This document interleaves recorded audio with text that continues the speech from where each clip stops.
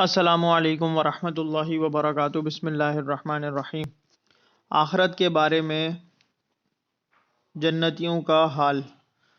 رسول اللہ صلی اللہ علیہ وآلہ وسلم نے فرمایا، جنت میں لوگ کھائیں گے اور پئیں گے، لیکن نہ تو پیشاب پخانہ کریں گے اور نہ ہی ناک چھینکیں گے، بلکہ ان کا کھانا اس طرح ہضم ہوگا کہ ڈکار آئے گی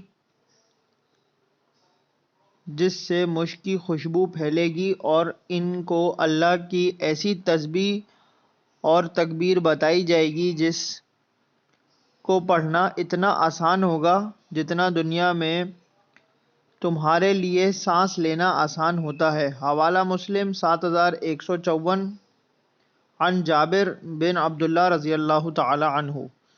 اللہ تعالی ہم سب کو نیک ہدایت دے۔ میرے چینل کو لائک کیجئے، شیئر کیجئے، سبسکرائب کیجئے۔ جزاک اللہ خیرہ۔